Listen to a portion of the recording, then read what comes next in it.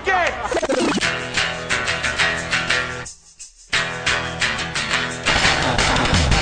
Are we doing this? Really? Wait for it. Are we doing this? Wait for it. Pow! What the fuck? WTF. And it's also, what the fuck? What's wrong with me? It's time for WTF. What the fuck? With Marc Maron. Okay, let's do this. What the fuckers? What the fuck buddies? What the fuck nicks? What the fucking ears? I am still fighting what the fuck heads. A lot of people are still suggesting names for the show. What the fuck heads? I got more respect for you than that. It's Marc Maron. You are listening to WTF with me, Marc Maron, back from Ireland, back in the garage. A couple of things going on. Want to say that a listener, a carpenter, who at some point will get me his website, built me a bookshelf for the garage, which I stained. I stained the bookshelf myself, put it back in the garage, and now I am intoxicated with the fumes of stain. Oh, why do I always leave that on? But, you know, I'm okay with it. You know, you get it where you can when you don't drink or do drugs. Thank you all for coming out in Ireland. I really appreciate seeing you. And I appreciate that I have some WTF listeners, some What the Fucknicks out there in Ireland. Had a pretty good time. You listened to the podcast. I do want to apologize to Ireland. At the beginning of my podcast there, I did refer to myself as being in the UK, which is a big no-no, as Des Bishop said later on in that show. I did have a lovely time. Also, wanted to get some business out of the way. Dom Irera, one of the great comics who was on the show in Ireland, will be appearing at Harrah's in Atlantic City September 4th. If any of you are around to go see that, I highly recommend it. Also, I am going to be in San Francisco next week, the 18th and 19th, I believe. Is that it? Yes, the 18th and 19th at Cobb's Comedy Club doing the Bring the Rock shows with Greg Barrett and Nick Thune and Grant Lee Phillips. Should be a great night. It's an interesting show where we tell stories that are music related, and then the band will play a song by, you know, the band we mentioned. There's an outside chance that I will sing. There's a good chance I will play guitar. Yeah, I'll pray guitar. That's fine. Neither might happen, but either way, the show will be great. Go to cobbscomedy.com for information on that. Let's get this out of the way. Hold on. Pow! Oh, I just shit my pants. And thank God, you know, after a week of meat in Ireland, that was necessary. I don't care where it happens. Don't mean to be crass, but that is where I am at. JustCoffee.coop, available at WTFpod.com. If you get the WTF blend, they kick me a couple dollars. Yeah, that's right. They kick me a few bucks. Few things are happening. We have Tig Notaro on the show today. Now, I've known Tig for years. We worked together many years ago in Tampa. I've always felt a little uncomfortable with her, but she kind of likes to do that. I mean, comedically, kind of puts you off. You enter the Tig time zone. I'm curious about, you know, how the conversation is going to go, and I'm very excited to talk to her. So look forward to that. That is coming up. Man, am I happy to be home. I gotta be honest with you, because I generally am. I had a couple incidents on the airplane. I was on the flight from Dublin to Los Angeles. The in-flight movie was Invictus, which I didn't go see in the movies because I thought it would be cheesy. All right, cut to me sitting in my plane seat, crying. You know, literally tears rolling down my face. It was still light. You know, it was a small TV screen up on the ceiling. I had to arc my neck to watch it, and tears are running down my face in public. There's a couple of teenage boys across the aisle, you know, looking at me, you know, trying to hide the crying. It's a powerful movie. It is what it is. It was moving. It had a message. It was based on fact. I had no idea about the story. It was a great story. Matt Damon, let me tell you, is one of the great young actors. There's no doubt about it. That he can be in a movie that large and still be subtle. I mean, he's just got some control, man. He's beyond movie star. That dude is a real actor. And Morgan Freeman, of course, is Morgan Freeman. So I watch this whole movie.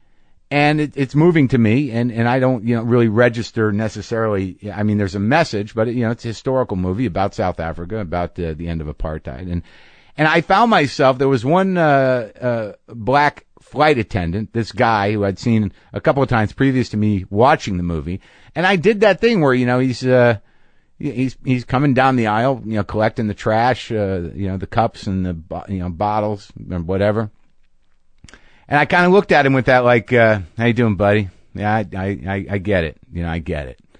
That's sort of like, you know, thanks a lot, man. Thanks a lot. I know it's I mean, it was unnoticeable, but in my heart, it had to have been condescending on some level. You know, your people, no matter where they are, have been through a lot. And I just want to say, you know, much respect. You know, that was what was coming out of me. I'm like, what the fuck what is wrong with me, man?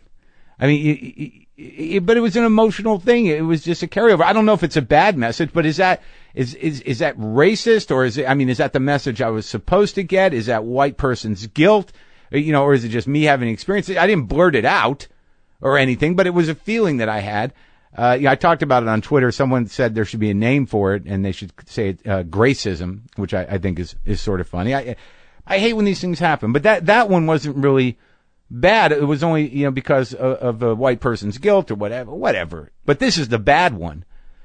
So now I go from Dublin to Chicago. You know, I've been traveling like 15 hours. I wait to get another plane from Chicago to Los Angeles. At this point, I'm exhausted. I'm tweaked out. I'm sitting, you know, sort of where the flight attendants area is. And about 3 hours into the flight, I got an hour and a half to go. I see, I go back to the bathroom and I see someone who I decide is, Arab or perhaps Palestinian, also Arab. And, you know, he's waiting online to go to the bathroom. Then he stops waiting online. He looks me in the eye, I judged. And then he leaves the bathroom line. He walks to the front of the plane. And I sort of like, I leave the bathroom line to go sit in my chair to sort of, you know, monitor the situation. So I see him go to the front of the plane. He disappears. You know, it doesn't look like he's gone in the bathroom. And I'm sitting there, I'm festering. I'm like, oh, what's happening? And this has happened before. I've talked to you about this. And in my heart, I've got nothing against, Arabs. Even if he was Arab. But this thing is in my head. I'm judging. I'm stereotyping. I'm making assumptions. But it got bad. I mean, I'm sitting there on the plane. I'm like, where is he? It's been 5 minutes. And then I think I see the pilot's door open. And no one's doing anything, right? So in my mind, it was amazing how elaborate the fantasy became, because I'm thinking like, wait, he went through security, can't get a bomb on, he can't get a gun on, a knife's not going to work. And, you know, there's two guys in there. But then I decide that like he snuck little packets of poison that you put on people's skin that puts them into cardio arrest immediately. So in my mind, he's in the cockpit. He's just touched both the pilot and the co-pilot and maybe the third guy that's in there with the secret poison that gives people a heart attack. And he's in control of the plane, and I'm waiting for it to dip down. And then it doesn't dip down, so I think, well, here we go. You know, we're waiting until we get into L.A. and he's going to fly it into a building, and this is fucking horrible. I'm picturing, you know, going down, you know, toppling, you know, in the air, like I'm even going to have that much time to think about it. Like, you know, of course, there's part of me that's like, you know, I'm holding onto my chairs, I'm flying down with no parachute, thinking, you know, maybe there's a chance here. Why did I have to be on this plane? I mean, I went way out there. I think because I was tired too. And I have a fear-driven imagination. But I get up out of my seat and I walk to look for him. And I must, I was focused on this horrendous, racist fantasy in my head that I judged and made this big decision. I'm focused to the point of panic, and a flight attendant comes up to me and says, "Everything okay, sir?" And I'm like, "Oh, yeah. And then I sit down, and of course, flight attendants, if anyone reads panic, you know, they go tell all the other flight attendants. So another one comes up to me and goes, "Are you okay?" And I'm like, "Yeah, just a little panicky. You know, I've been up a long time, just a little panic." And she's like, "Are you all right, sir?" And I'm like, "Oh, now I'm the fucking freak? Now I'm the guy that's like, you know, the problem on the plane?" You know, in my mind, you know, we're, you know, an hour away from flying into the Capitol Records building. And this is going on, and I'm like, I'm losing it. And then, of course, you know, like I'm sitting there, you know, the flight attendants are now aware of my psychological state and probably have told the captain already, you know, if he's not dead. And then what happens is I see the guy walk back. The Arab guy just walks back and sits down with his wife. Yeah. And then as we're landing, the flight attendant says, "Everything okay? Are you feeling better?" I'm like, "Yeah, I just got something in my head. You know, something was happening in my head that was not happening in reality, and I feel bad about it." And she says, "Well, you know, it's, you know, it happens to all of us. We have to be very aware." I'm like, "Yeah, but I just, you know, I manufactured, you know, I was not just aware. I already saw the printed headlines on most of the nation's newspapers." I didn't say that to her, but I was like, okay, good. I just felt so fucking ashamed of myself again with this shit. I got to get past that. What fear does is unbelievable. That's it. I would like to extend my apologies to the black male flight attendant on my flight from Dublin to Chicago if I seemed racist in that weird kind of obsequious, too nice way. And I'd also like to extend my apologies to the brown man who I decided was Arab or Palestinian, who has no knowledge of what I went through because of my stereotyping him and being blatantly racist. I apologize to both of you and to the stewardesses or the flight attendants for causing them some discomfort in my panic.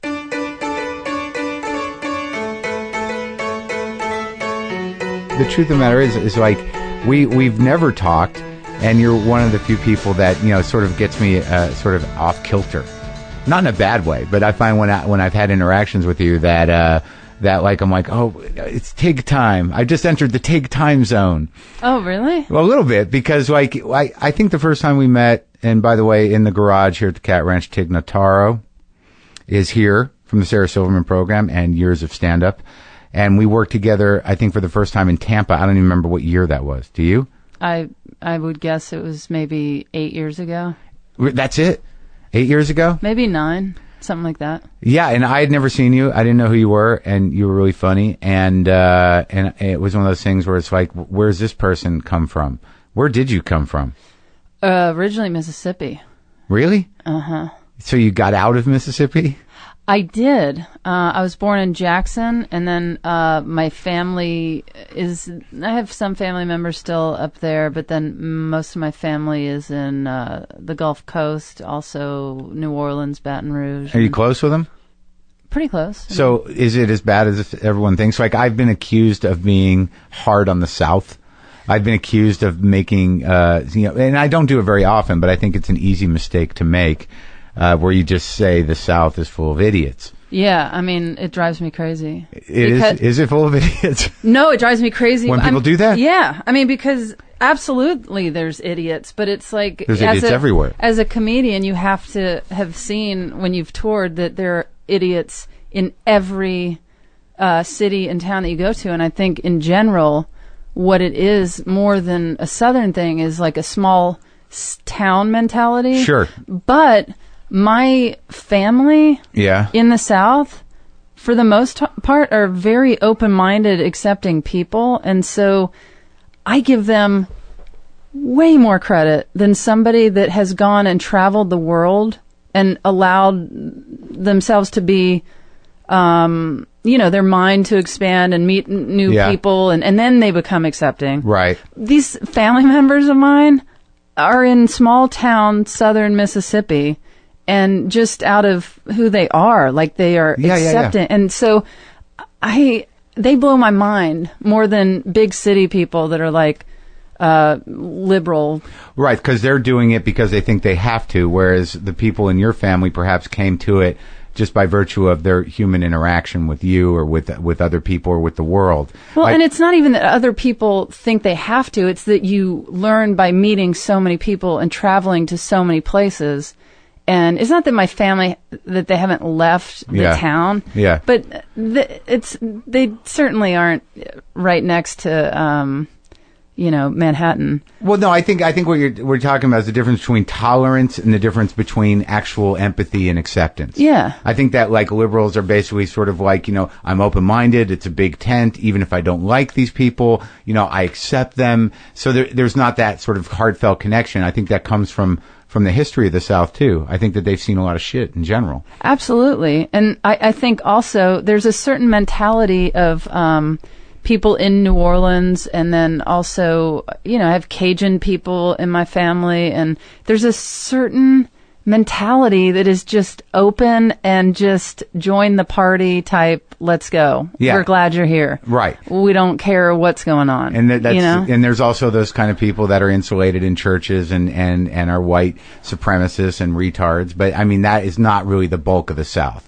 The South is a very compassionate place. Right. And there's a sense of humor that's there. It's like my family, sure, they go to church, and the church that's not there anymore after Katrina, but the church that was there was this A-frame that was the exact shape of the church. Yeah. And my uncle referred to it as Jesus Christ Super Slide. And to me, that's not a traditionally conservative approach to Jesus. Exactly, or referring to the home of Jesus as Jesus Christ Super Slide. Did you have family that lost property in Katrina, or lost family members or anything? There was severe damage, and there was friends of the family that were lost, and no immediate family members, but I thought they were all dead. Yeah, I bet. For how long? Several days, because there was no cell phone service. There was nothing. The last anybody heard from my family was the night before Katrina. Everybody had gotten into one house, and it actually happened to be the highest point in the town. Yeah. And my brother talked to my cousin, and my cousin couldn't even hear my brother. All my brother could hear was him just yelling like, we're just cut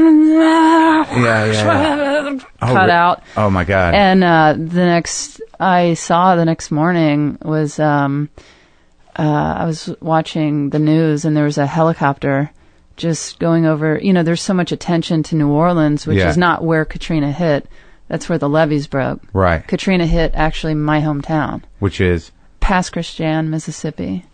And there's bayous that run up through the town, and so that's what continues the speed and strength of the hurricane. So it just ran up through the town and just ripped it apart. But the media was all over New Orleans, right? And I remember watching the news and this helicopter going over Pass Christian, and they were like, "This is Pass Christian, Mississippi," and then the news reporter was just silent, and he was like, "My God, it's gone." Oh my God. And I was like, "Oh my." Yeah. Yeah. Yeah. And then you couldn't get in touch with anyone for 3 days. But I drove out there. The day of? No, I was like in fetal position. I didn't even know what to do with myself. I was just picturing like it was going to be mass graves, or what I mean. Right. And so I just sent out like an email going, "Hey, I'm going to rent a U-Haul and throw a can of tomato soup and head down there, like, and try and, wrangle up the crew. I don't know what's going on." And my email spread like wildfire, and my house turned into a 3-day donation center. There was outdoor lighting. Every comedian friend, every person people I'd never met. Like, I heard that Kim Deal had come by my house, or oh really? Like all these people were coming over to my house and dropping off food and clothing and sending me a check for $1,000. Like I'd never met Kathy Griffin, ever. Yeah. Check for $1,000 just shows up at my house. Like just word of mouth just started going crazy, and a production company gave me 2 trucks, two huge production trucks. And I drove with the most random mix of people down in my hometown with $10,000 that we had raised, and just packed with food, diapers, clothing. That was not even asking for money, it just showed up, or how did it work? At first, I was just asking for clothing and food, or whatever, and it was actually a major life lesson for me, because I was shy to ask for money. Yeah, and then I realized I was personalizing this in that it was as though I was asking for money, and then I was like, I'm not asking for money, and if somebody thinks I'm going to take their money, I don't have time to argue about this. Like this is too elaborate of a like, if you don't trust me, do not drop anything off. I don't care. And so once I shifted my mindset, then I just said, okay, we have plenty of formula, diapers, food. We need money. And so then people were like, just bringing over cash. And some people even said, I don't care what you do with this money. Yeah. Just get it over there. No, they even said, like, even if you go get a massage with this, just go, here's the money. Do you know? And of course I didn't go get a massage. But anyway, so it was just like a really intense thing. But I got down there, and my whole family was alive. And but the town, it looked like an earthquake had hit. Like you could literally jump into the ground. Wow. And it just ripped shit up out of the ground. I can't even explain to you. Like, I would have to show photos, but and I was taking pictures, and at the time, I guess digital camera. I have Amish ways about me. I certainly didn't have a digital camera then. Yeah. And I had just a regular camera, and I got doubles made, and I realized when I was showing the pictures. Yeah.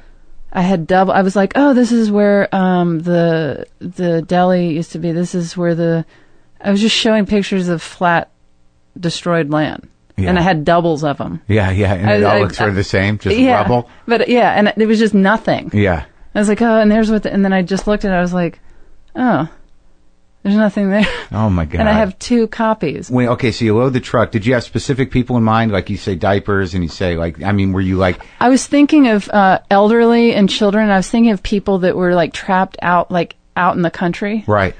Because people were just isolated. So just anybody that you knew in the town. You didn't have people in mind. You just knew that your town was devastated. Yeah, I didn't know. I figured whoever I could reach, because you couldn't get... we started getting reports that... the closer you got into town, people would be like, you can't get in.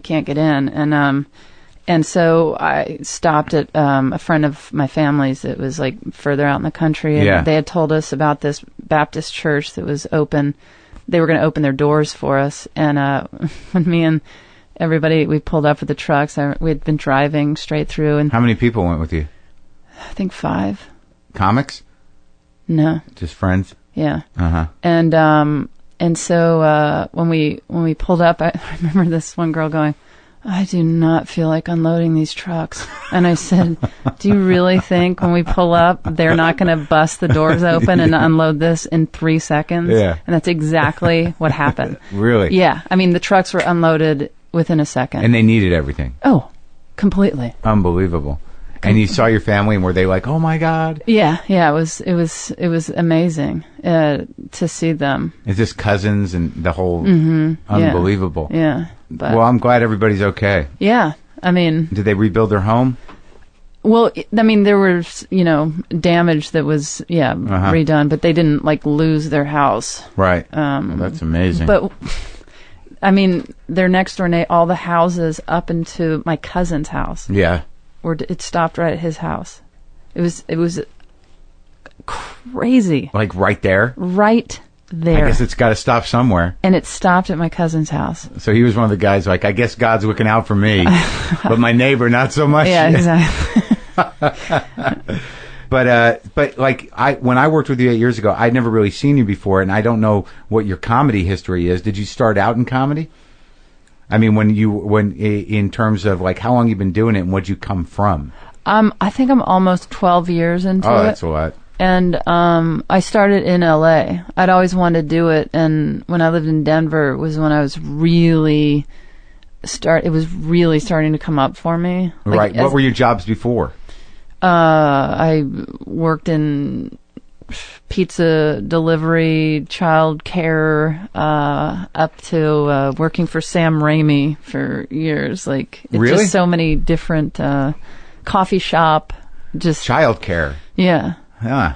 Which it's funny because I took the job because I needed a job. Yeah. I dropped out of high school. Yeah. And I was like, I need a job, and I took a job in childcare, and that's just not the job you go get because you just dropped out of high school. Yeah, anymore. Yeah, it's really involved. What kind of childcare? Just a daycare type, And so I'm sitting. So you had many kids. Yeah, kids crawling on me. I had long hair at the time. They were wanting to braid my hair. I mean, I don't want to be rude, but you don't strike me, outwardly as being a kid person. Mark, that's so rude. No, of course. But I actually, that job, I'm so glad I took it because I was so uncomfortable around kids because they just want to hang on you and hug and kiss and braid your hair. And I was just get off of, what are you doing?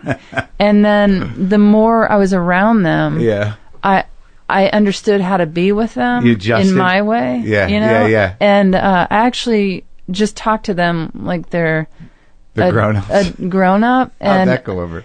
Were they confused? Oh, really? Yeah. How old were the kids?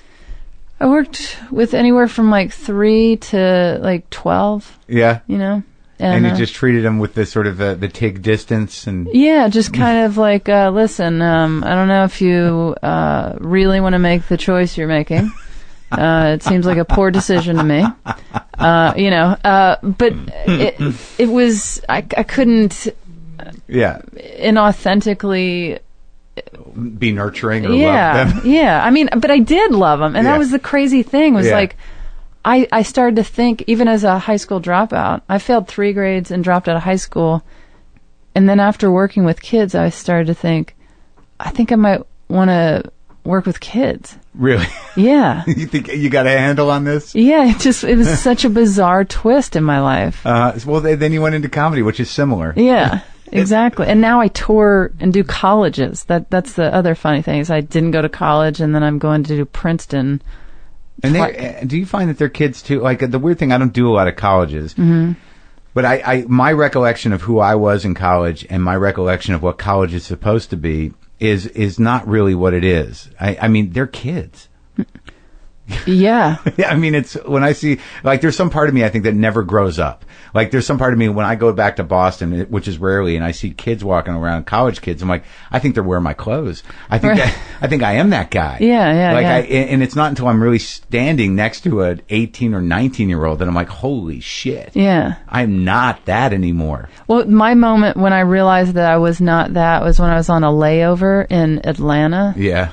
And, the flight was delayed, and there were these college kids sitting around playing cards, and they were trying to get a bunch of people together. Yeah, but they didn't ask me. Yeah, and that was kind of I was waiting for them to ask me, even though I was going to say no. Right. Then I realized, I'm not that age. I'm a anymore. grown up. Yeah. Oops. You're not even on their radar. No. They didn't even it wasn't even like not her. Yeah. Like they looked right past me. Oh yeah. And I was like, oh shoot. When did that happen? Yeah. That was that one moment where I was like, I have aged. Yeah. It's kind of rough. I'm older now. But yeah, doing colleges, it's so bizarre to when they come up and talk and want to get pictures and whatever. I'm just like, you look like an infant. Like they look so young. It's bizarre that they're in college and learning things. I'm not sure they're learning things. I mean, I think they're in college. Okay, but that they're being taught that information is being spewed out towards them. Right. Whether they're they're being confronted with the information. Exactly. So how they react to it is up to them. Yeah. So I would never look at a face that looked that young and think, here, I'm going to give you this equation to solve or theory. Right. Yeah. So I guess you have friends who have kids now, right? Some. Some. Yeah, it's weird because I don't have that many and I don't find myself socializing with a lot of kids. And I know there are people my age that literally have kids that are, in high school. Yeah. And when you don't have kids, like that time doesn't pass the same way. Right. Yeah. It's the most fucked up weird thing. Well, yeah, I guess when I'm thinking back to friends that are in like Mississippi or Texas or whatever, they have kids. And when I'm thinking about my life here, it's like, few, you know, you have some. And they keep them hidden. They're taken care of elsewhere. But I was just in Utah. That's a weird place. Yesterday or 2 days ago. Where, in Salt Lake City? Yeah. And to do a show? And everybody was married. Like I think it's a law there. Yeah, you have to be at least married to one person, at the very least. But have you spent much time there? I was there once. I did a weird show. Do you only go everywhere one time? But I did a Jewish community center of all things in Salt Lake City. Mm-hmm. I'd never met a more sort of cloistered bunch of Jews because it's really a functioning theocracy. Mm-hmm. But I recently talked to somebody, Tracy McMillan, a writer who was on the show, that said that there is a teeming, sort of very vibrant underworld to Salt Lake City. Mm-hmm. And that makes sense to me because if you're living in what's essentially a theocracy, I would imagine the resistance to it, though it may be small, is pretty active. Yeah. But I only experienced I feel like when there's always the flip side of, in Salt Lake City, that's where such a huge punk scene is. Right. Because, they're living in Mormon land. Yeah. What was your experience there? Well, I couldn't, the crowds were really great. I had really fun shows, but what I noticed, every person I looked at, the the openers and the open micers that were just coming to watch the shows. Yeah.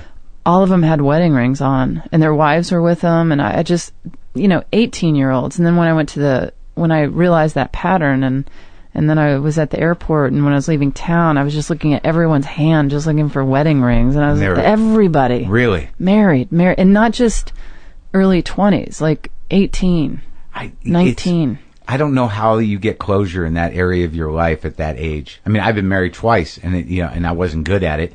But it always amazes me because I'd like to think, there's some part of me that thinks, well, they're well adjusted, they made a decision, but really what they've chosen is a way of life that is different than ours. I mean, that's it. I mean, it doesn't mean that they're any better or any more well adjusted. Well, no, but I was just staring at people that were married and that young and just in awe. Like, were you thinking, why? Or how? Not why. Like, I get why you would think to do that, or if you're conservative and you maybe that's your ticket to have sex. Yeah. But like how it blows my mind when somebody meets but then actually it makes sense when you're that young and you have your first love and you think I'll be with you forever because you don't know that things change. Right. Or maybe you can stay in that thing. Yeah. I mean, if you're vigilant enough. And when people do that's one of the things that just it blows my mind when people meet somebody. And the only time I felt that in my life it was with my writing partner. Yeah. And so I've written with people and I've bounced around ideas and whatever, but it just happened to be this guy that I wouldn't have thought in a million years, because we've run into each other here and there, but we did this really bad pilot that we were laughing so hard and making fun of the entire time. And it was that magical, like, it clicked. Yeah. And he was like, you want to maybe write and I was like, yeah, sure. And then now, like for me with him, I was like, that's it. This is it. This is the equivalent. I could be with him forever creatively. Yeah. He's who inspires me and makes me laugh so hard. Yeah. And do I know him? Kyle Dunnigan. I know Kyle Dunnigan. Oh, okay. Yeah. Kyle Dunnigan, the cow swapping Kyle Dunnigan? Yes, that guy. Yeah, he's a funny guy. Yeah, he's a funny guy, and he's like a puppet almost. Yeah, he's very animated and silly, and so when we write, it's funny because his style is very kind of cartoony, silly, and then I have a more minimalized. Yeah, and then, but as we get closer to each other on meaning like in a script or a joke, we get to that last moment, and that's when the tension starts because he goes a little more that way and I go a little more that way, and it feels like the way we decide on which way to go is whose original idea it was. Oh, really? Not which makes you laugh more necessarily? Well, sure. Yeah. Absolutely. Yeah. But if you're really down to the wire and you're about to hang up on each other and lose your mind, it's like, all right, you know what? This is your thing. Maybe you're seeing something I don't. Right. And then you just sort of balance it out with the next one's your thing. And I mean, in general, it's but he's really good. Does he live here? Yeah, he does. And that's the thing, is he's not like a very social guy. We were both in this Comedy Central competition called Laugh Riots, like in my first year of stand-up. And we were like in the finals in the nation. And I laugh now and say to him that, like, I said, that when we were in the green room at the El Rey Theater, the most we said was like, we probably just turned to each other and went, hey. Yeah. And now I spend every waking hour with this guy. What are you working on? We just wrote something for Funny or Die. And we're not trying to become staff writers or anything anywhere. We're just kind of learning how to write different things together. We've written an internet series, we've written a spec, we've written an original thing, we've written a late night we're just trying to do everything together. And then ultimately in hopes of selling an original thing together. Yeah. A big payoff. Yeah, and if not, I honestly I would be happy to do stand up and just always have that going with him. It's important to have relationships of any kind that are fulfilling. Absolutely. I mean, I have a housemate here that we're not romantically involved, but we get along great, and it's so nice. It's so nice to have somebody in your life in some capacity that has that feels solid and fun. Well, but I also think it's important to have relationships, whatever they are, because I feel like when people, especially comedians, when we're touring, we're isolated and we don't have to answer to anybody. I know. But I think it creates this monster, though, I know the monster that lives in hotel rooms and goes out and does bad things and eats bad shit. Well, I mean, there's that. But I mean, there's also just you don't have the ability to negotiate anymore. Right. When you're isolated. Right. Because you get set in your ways. And you always win. Yeah, exactly. Because you're the only one. You're negotiating with yourself. Exactly. That rarely ends well. Right. Yeah, it's horrible. So how long you've been in L.A. now? About 12 years. And when you came out here, you wanted to do comedy, so you started in L.A. That's a rare thing, huh? Yeah, that's not why I came here. My friends that I grew up with, they moved out here because they wanted to work in television. And in a general way? Well, my friend wanted to produce. Uh-huh. And so we all moved out here. And as soon as I got here, I opened up the LA Weekly or something, and I saw these opportunities to do stand-up. And I was like, oh, my God. Like, because in Denver, there was like, two places. And that's what's amazing. Comedy Works? Did you work there? Yeah. And then also, Never been there was like a Mexican restaurant that you could do an open mic at. And when people say it's more intimidating to start stand up in Los Angeles or New York, I don't agree, because I was more intimidated with only having limited options in Denver.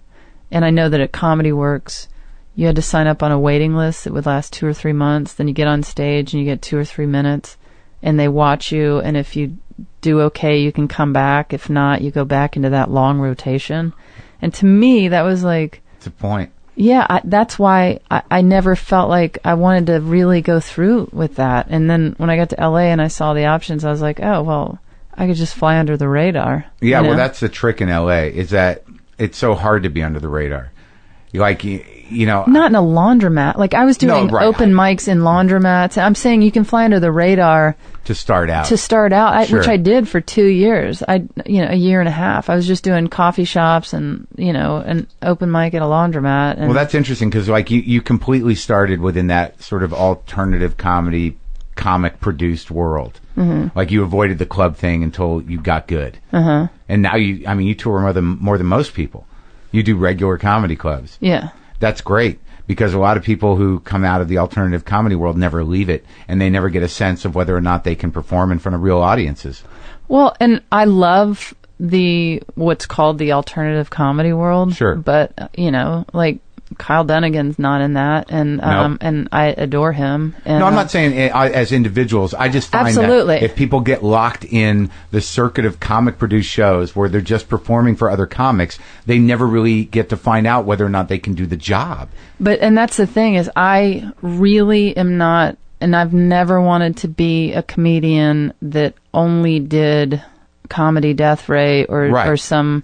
that didn't appeal to me, although I love doing those shows. Right. But I also love going into a regular club or doing a theater or a college, and I think it's really a challenge to take who you are if you have something a little different. Right. Or and try and go into those places and see if it works. Yeah. You have a style. You have a stage persona that's specific, and it's not specific to a certain group of people, which is good. Yeah, I mean, I hope it is. Well, you're doing well. Yeah, I'm enjoying it, and it's tough for you gals. No, it's not. I can't. I know. I hope you're kidding. Yeah, I am. Okay, good, because I cannot stand that. When people say that. Yeah. When I can't, I don't even like to hear women say that. It's hard. What's your reaction to it? it just drains me. I feel like they just started the world's most boring conversation, you know, because I feel like if you are funny, that's going to be the driving force that's going to get people's attention. Like, you know, Laura Keitlinger was one of my... I just had her on the live one. She was great. She is brilliant. Yeah. And before I got into stand-up, that was who Dana Gould and Laura Keitlinger were, like, people that blew my mind that I had seen on TV. And Laura was somebody that would go on stage in, like, a short skirt and go-go boots and, you know, and she was an attractive person that was doing this dark, just amazing, real comedy. Yeah. That was clever, funny, well written, just so I was, you know. Yeah, yeah. And so when people are like, oh, well, it's hard, you know, when you're hot, or, you know, people don't take you seriously, and I always go, look at Laura Keitlinger. Yeah. You know? Yeah. That excuse does not work. If you are funny, you're funny. So you don't think there's any obstacles for women in stand-up? I think if you go in with that mentality, but I mean, I really don't know. All I know, obviously, is my experience. Well, in your experience in going to clubs, when you get off stage, you don't ever get that, you know, you're pretty funny for a girl, or you're, you know. I get that. Absolutely, I get that. But I don't take that on. Right. I just think you're a ridiculous idiot. Right, but I guess that's my question, is that some of the parameters of stand-up club audiences are dictated by ridiculous idiots. Mm-hmm. And I think that some of the reaction that women have, or women who want to do it, or what they've experienced on the road, is that audiences, you know, approach female comics differently. Mm-hmm. Well, yeah, maybe. Yeah, it's not your experience. I really don't know. I remember when I was in Seattle doing a club, and the club owner's wife said there was like some women's comedy night, and where they taught comedy or nurtured female comedians or something, and that she had told, like, it's like childcare. I don't know, but she had told, like, the female comedians to come down and talk to me and ask me questions. And first of all, that right off kind of scared me a little bit. But they did come up, and they were, like, you know, young girls and pear-shaped housewives and just different women coming up and being like, hi, you know, how many times a week do I get on stage, and where can I go that's safe, and, you know, this and that. And I was just like, what are you talking about? Like, where can you go that's safe? well, I'm a girl, and I just don't want, you know, guys. And I was like, this is so the wrong place for you to be. Yeah. Like, if you are looking, like, go to a women's shelter or something. I don't know. Because that's the last place you want to be, is in a safe environment to do stand-up. Right. And it's not something, nor is anything that you're passionate about something that you set aside 2 to 3 nights a week to do. I think that's true. You are driven like a maniac to get on stage. No matter what. No matter what it is. And you don't go, I'm going to go Monday, Wednesday, and Friday, and I'm going to work on my craft. Right. I'm going to sit down every morning for 1 hour, and I'm going to do... No. Not a bad idea, but I understand what you're saying. Right. Yeah. I'm just saying, like, if there's a robotic way... No, what you're saying is that, like, people that have the hunger for it have no choice. Yeah, that if you're sitting there going, I wonder if I should, you know, then you're already halfway done. Yeah, no. Yeah. No. Yeah. And so when people are like, yeah, it's hard as a girl and this and that, the most empowering thing would be walking on stage, being this smoking hot woman dressed so femininely, and just kick people in the teeth with their comedy. Yeah. Which I think somebody like Natasha Leggero does. Yeah. You know what I mean? Like, it doesn't she figured it out. It doesn't hold her back that she's this attractive person. Yeah, and she's a unique person. Like, totally. And over the years, she's really developed this voice and this character, and she intimidates me. But my ex-wife was a comic briefly. I mean, she's not anymore, but she came out of modeling, and her big complaint was, you know, like, they look at me and they think, you know, what does she have to complain about? And then you think, like, well, why does it have to be about complaining? Mm-hmm. I mean, you know, funny is funny. Yeah. But how do you explain the proportional difference between women comedians and male comedians?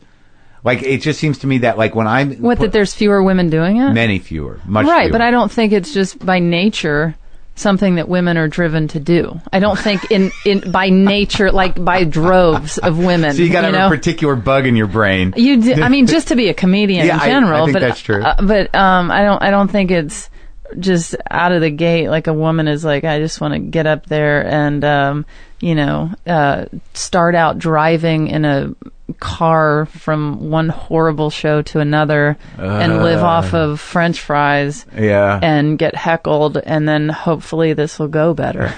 Hopefully down the road. They'd rather do that with men. But I mean, I just don't think it is in general. A woman's choice. I just don't think in general. I'm not saying women can't do it, right, and that women don't do it. I just don't think. And also, there's like you were saying, there's not a large variety of role models in comedy in terms of women.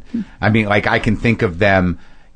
I can think of a few in my head historically, but even historically, outside, you have someone like Laura Keitlinger, you have Maria Bamford, you have Natasha now. There were people like, Gilda Radner, Lucille Ball, some other sketch people, but there's not a shitload of stand-up comics.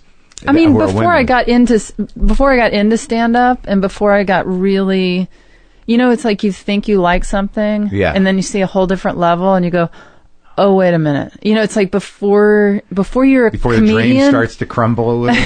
But, before you're a comedian, maybe you just think comedy is comedy on some level. They just stand up there and be funny. Yeah, stand-up is stand-up, stand-up is stand-up. Yeah. And then your taste gets so refined that like this guy's only one specific thing is going to make you laugh for the rest of your life. Yeah. And so, when I first got in, or before I got into stand-up, even before I knew who Laura Keitlinger was, I liked, and I still like Paula Poundstone. Yeah, but I liked Rosie O'Donnell. I liked Ellen DeGeneres. Yeah. And I just loved stand-up. Yeah. And so those women I really did like. Yeah. But then as time went on, and then I saw HBO, or, that was the woman that stood out to me. It was Laura Keitlinger. Right. That spoke more to your place. I went, oh, this, like, I thought I loved that, but this is, wow. I was so excited. Oh, that's great. Yeah. Good story. Yeah. So. And now you're sort of aligned with, in terms of working with one of the most popular female stand-ups, Sarah Silverman. Mm-hmm. Did you, how did that relationship start? Were you a fan of hers? I knew who she was, and I don't even know how familiar with her stand-up I was when I met her. What's your character's name on the show? Officer Tig. Oh, okay. Yeah. Good. That's a good name. It's a stretch, I guess. Yeah.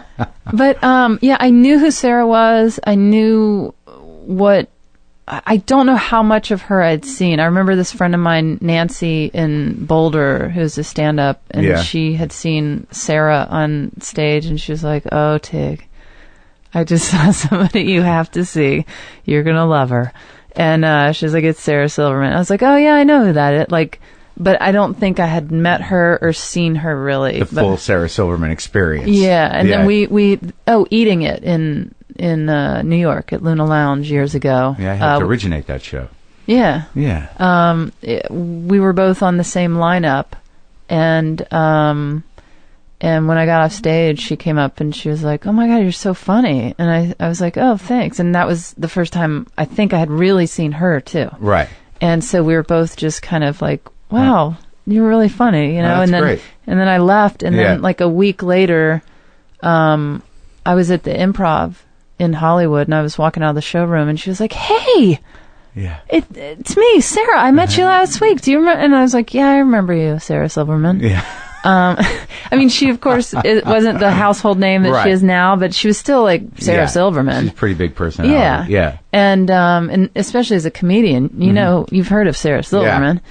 And so she was like, hey, do you want to get lunch or something? Can I get your number? I was like, yeah, sure. And then, I remember thinking that she was going to be some flaky Hollywood type and like like 2 days later, she called and was like, "It's Sarah. Yeah. Let's go get lunch." She's and then genuinely like that. Yeah. Because whenever I've known her since she was like, 19. Yeah. And I always thought like, this has got to be a put on. But then after a certain point, it's like, oh my God, she's genuinely like, hey, excited and pretty clear headed and happy. Yeah. And just let's go be friends. Yeah. And she's very, like when she's like, "Hey, let's go hike tomorrow," or "Let's go grab lunch Tuesday next week." Like, she calls. Up. Yeah. Well, that's nice. It's amazing. Like she's a very consistent, good friend, loyal friend. Yeah. The people she likes, she treats well. Right. Yeah. So, I don't know. Were you part of the creative building of that show? No, just only in the way that everybody's kind of to some degree themselves on the show. I remember like one of the first episodes I was doing, I was trying to act like a cop. Yeah. And she pulled me aside. She's like, "Tig, no. First and foremost," she's like, "the reason you're on this show is because of who you are." Yeah. And she said, "So number 1, you're Tig. Yeah. Number 2, you're a cop. Yeah. That's secondary." Right. And so I was like, "Oh," she goes, "so just like handle every situation like you would, just how we are when we just hang out." And I was like, "Oh, okay." So I'd have to like arrest her how I would arrest him. You were just hanging out. And, and that, I mean, that was the biggest, it was an amazing experience to be on that show regularly. And, it was still hard though, because I don't have training with acting. Yeah. I just, when I would get uptight or and I still have learned from this and I use it with any other acting that I've gotten, is I got so nervous and my throat dried up and I couldn't remember my lines, and because I'm a stand-up and then I just show up on set and all these cameras swoop into my face and I have makeup on, I have guns and I didn't know what was happening. And in Video Village, you have all the producers and writers and Comedy Centrals watching you on screens, and you're just like, oh my God. And I couldn't remember my words. And Sarah kept, in this one scene, kept opening the door, and she's like, "Tig!" Yeah. And then I just, "I'm sorry, I don't know what I'm supposed to say." And then she's like, "Okay." And then she shut the door, and then she's like, "Tig!" And I was like, "No. I'm sorry, I don't know what I'm supposed to say. I learned my words, but I can't swallow. I'm about to pass." I was so uncomfortable. And then she was like, she called like whatever a break, or I don't even know the terminology. And she took me into her office and she was like, "What are we going to do? Recast Tig?" Yeah. She was like, "This is you. The whole script is written around you." She was like, "So just loosen up." And she just grabbed my hands and started like making me jump up and down with her. And she's like, "Wee, this is fun. We get to be on a show together. Yay." And she was like, "Just act happy and excited and then let it translate and just loosen up." She was like, "This is not an intense thing. This is like a fun thing we're doing. Right. So just..." And and then she ran my lines with me like repeatedly. And so now if I get an acting job and I'm in my trailer and I'm nervous, my trailer will be rocking because I'll be jumping up and down going, "Wee, this is fun. I get to do this." And then I walk out of my trailer like, "Hi, yeah, I'm ready to go." I can't even see you doing that. It makes me happy that you do. I have, that is my acting lesson. And then also she made me read my lines really fast. Like she was like, "That helps me, so you do it." And so we just read my lines really fast and then jumped up and down and yelled, "We." Well, I think that's good practical advice for anybody, because I think so many of us get sort of paralyzed by fear and forget that we're doing what we want to do and that it should be fun. And if we allow ourselves to have fun, it's possible. But there's some of us that just like that line to cross over to realize like, I'm doing what I want to do. Yeah. It's such a crazy, cage to put yourself into. Well, I think stand-ups, when you're a stand-up, you get very insulated in the fact that like, once you know how to get laughs, that buzz of like, the validation buzz sort of gets tempered by, just you get hung up on like, whether a joke works or whether an audience is good. So you sort of lose that initial, like, this is great. Yeah. And it becomes more about the craft and about doing the job. And I just think that because we're so used to doing it ourselves and having complete control, and we know that, this is my mic, this is my stage, you're the people. There may be a few of you or a lot of you, but this is all my game. That, like, for me, when I get into an ensemble situation, there's a lot more pressure, because then you start thinking, like, I'm not the only one part of this. What if I'm the fucking, I'm the cog that fucks up? And then you start to, your brain just starts spinning all that shit. Yeah. And you just want to disappear. Yeah. For me, like, even though there was a safety of working with Sarah, there was also a pressure, because I think the world of her. Yeah. And so I want to do well. You don't want to let her down. Yeah, because like, she's given me such, and that would make me feel constricted, because I'd be like, I want to be so great for her. You know what I mean? So at times it was like, I could loosen up, and at times I was like, I want to be so great that I'm not doing very well right now. I can feel it, and it just would frustrate me. And it's it's the Sarah Silverman program. Sure. Make no mistake, she created, wrote, is starring in, and hired me. Right. And so there's like, I want to do right by you. Yeah. And and you did. Yeah, I mean, I think I did my best. Yeah. So. That's great. Yeah. And from that, do you find that on the road, when you go out, that is the primary place where people know you from? Absolutely. There's people there's little pockets. Like, there's Comedy Death Ray pockets. Yeah. That just follow Comedy Death Ray and a special thing. Nerds. And yeah. And like in Utah, there was a pocket of guys that were repeating things that I had said on Comedy Death Ray, and Oh, really? On the radio show? Yeah, on the radio show. And I was like, wow, that always kind of throws me off a little bit. Or it's kind of interesting where you realize that these people have a relationship with you. Yeah. It may not be the real you, but with me, because I'm so candid, they know a lot. They know a lot about me.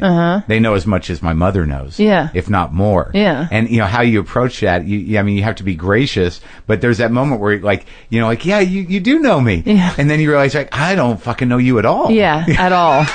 Well, and I have to say, those guys, like, I thought that they would be, they were laughing and yelling out, like, not being obnoxious at all. Right. They, when the show was winding down, they made some references to Comedy Death Ray and things I'd said, and I was like, oh, hey. Yeah. Have you ever had that experience where you sit in a comedy club, like, and you're just sitting in a chair, like, not in the back of the room, but like you sit where the audience sits, and you have that moment, it's like, I can't believe people come here. Yeah, I was having that in Utah. I was trying to picture myself being like, well, let's make plans. Go to see a show. Yeah, right. But I did that in Denver one time. I went and saw just a comedy show. Yeah, I like doing it. Now, as I get less cynical and more appreciative of other people's work, I can sit through a whole show. Yeah. Like, who was I talking to? Maria Bamford was like, she and Jackie Cation are setting aside time on the weekend to go see other headliners do full sets. Because we never see each other do full sets. Ever. Yeah. It's like this dirty secret we have when we go out on the road and we do our real show. Yeah. And then we come back here and do these 12-minute things. Yeah. For our friends that aren't even us, like, really doing it. So I thought that was kind of endearing. Should do that more often. Yeah, that's it's wild that they're doing that. Yeah. Jackie and Maria are just hilarious. Yeah. They're too much. Yeah, Maria's a genius. Yeah. She's... when I'm around her, sometimes I'm sort of like, be careful around the angel. Yeah, exactly. Yeah.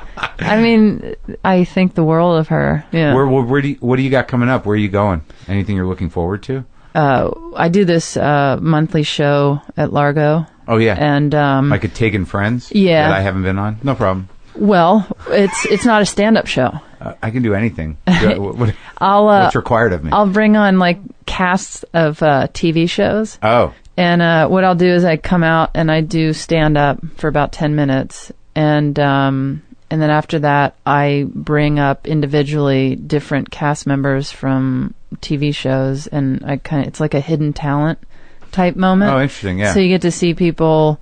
read poetry or tap dance or play guitar or whatever you don't normally get to see them do when they're doing their thing when they're on their sitcom. Well, like who's been on? Like what has been some surprising fun moments? Well, I mean, a fun show in general that I had recently was the cast of Parks and Recreation. Yeah. And it was so ridiculously fun. My head was about to explode because beyond that's just so small, what people do or what people, the hidden talent part. Because after that, then I sit down with the cast and I do just kind of an awkward interview with them.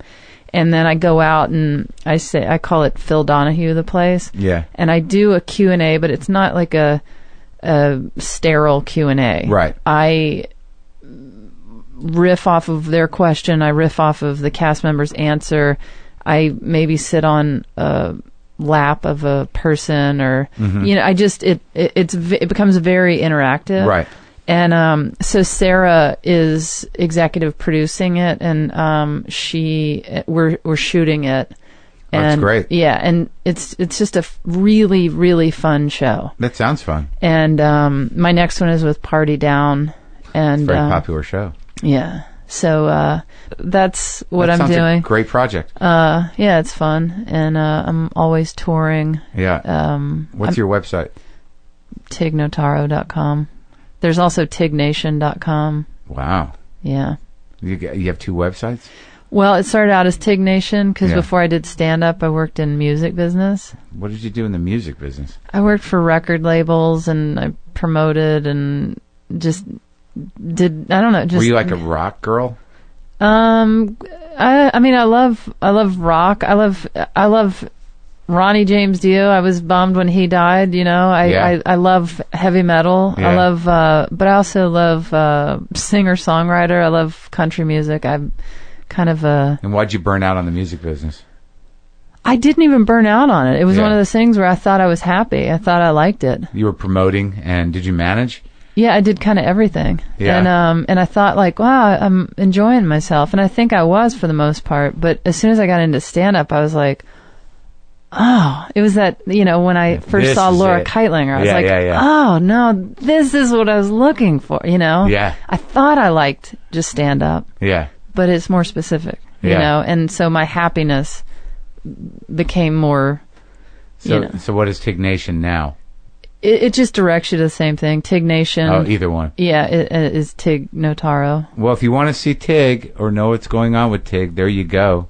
Thank you so much for talking to me. Thanks for talking to me. It's awesome.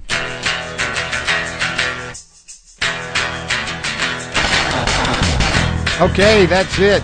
That's Tig Notaro. Why did I just say Tig Notaro? Tig Notaro. Pleasure talking to her. Glad she stopped by the garage. I'm glad y'all people... Wow, I can't even talk. I'm glad all you people are listening. I hope you're enjoying the show. I have a couple of things to say before I split here. WTFpodshop.com, which you can also link to on WTFpod.com, now has available our first premium episode, which is a live episode from comics. It's got Greg Giraldo, Todd Barry, Morgan Murphy, Janine Garofalo, John Mulaney, Tom Shalhoub. It was a big one. That's up. I'll reiterate my upcoming dates this weekend at San Francisco. It's Greg Barron, Bring the Rock at Cobb's, and that's cobbscomedy.com. That's going to be a fun show. There's 4 shows, Friday and Saturday. And please go to WTFpod.com and enjoy. Get on that mailing list. That's been picking up a lot. We're doing them at least once a week. We got pictures, we got links, we got things I'm thinking to about what's going on in my life, and also about the performers on the show, so you can get a little more information on them. Thank you for listening. Have a great workout, a great day, a great hike, a great drive, a great life, and thank you for all your emails. There's a lot of emails. I do read them all. I'm sorry if I don't get back to all of you. Okay? All right. Talk to you later.